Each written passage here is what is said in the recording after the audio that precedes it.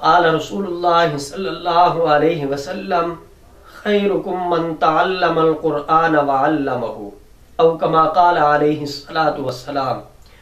کیوں نہ ہو ممتاز اسلام دنیا بھر کے دینوں میں، وہاں مذہب کتابوں میں، یہاں قرآن سینوں میں۔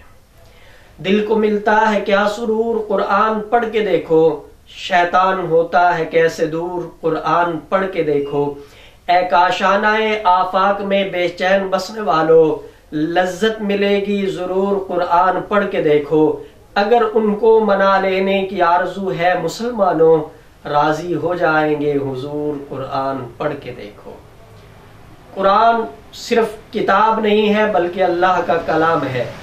باقی جتنی بھی آسمانی کتابیں ہیں وہ صرف کتابیں ہیں، قرآن صرف کتاب نہیں ہے بلکہ کلام اللہ ہے۔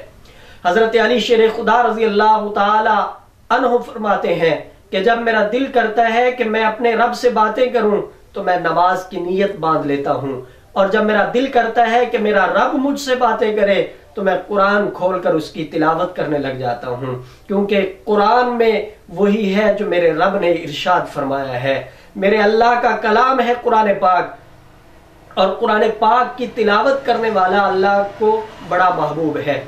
امام احمد بن حنبل رحمۃ اللہ علیہ کو اللہ رب العزت کی خواب کے اندر زیارت ہوئی۔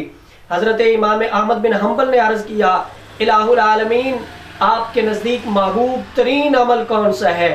آپ کا قرب حاصل کرنے کے لیے کون سا عمل اپنایا جائے؟ تو میرے اللہ نے جواب دیا کہ قرآن پاک کی تلاوت کرنا۔ عرض کیا سمجھ کے یا بن سمجھے؟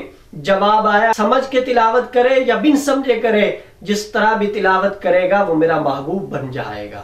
حضرت علی کرم اللہ وجہہ کا فرمان ہے کہ جو بندہ نماز کی حالت میں کھڑے ہو کے قرآن پاک کا ایک حرف تلاوت کرتا ہے، میرا رب اس کو 100 نیکیاں عطا فرماتا ہے، اور جو بیٹھ کر نماز کی حالت میں قرآن پاک کا ایک حرف تلاوت کرے، میرا رب اسے 50 نیکیاں عطا فرماتا ہے، اور جو قرآن پاک کھول کر باوضو دیکھ کے ایک حرف تلاوت کرے تو میرا رب اسے ایک حرف کے بدلے میں 25 نیکیاں عطا فرماتا ہے، اور جو عام چلتے پھرتے زبانی قرآن پاک کا ایک حرف تلاوت کرے میرا رب اسے 10 نیکیاں عطا فرماتا ہے۔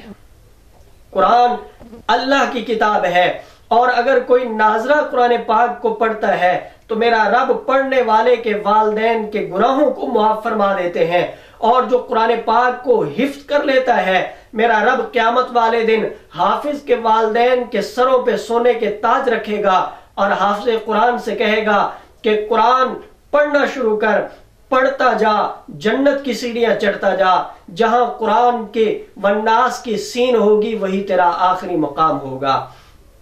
وہ معزز تھے زمانے میں مسلمان ہو کر، ہم ذلیل و خوار ہوئے تارک قرآن ہو کر۔ آج ہم ذلیل و رسوا ہو رہے ہیں تو اسی وجہ سے ہو رہے ہیں کہ ہم نے قرآن کو پڑھنا چھوڑ دیا ہے، ہم نے قرآن پہ عمل کرنا چھوڑ دیا ہے۔ آج بھی اگر ہم قرآن کو تھام لیں، قرآن کو اپنے سینے سے لگا لیں، قرآن کو اپنی زندگیوں میں لے آئیں تو ہمیں ہمارا رب اتنی عزتیں، اتنی بلندیاں عطا فرمائے گا کہ ساری دنیا ہم پہ رشک کرتی رہے گی۔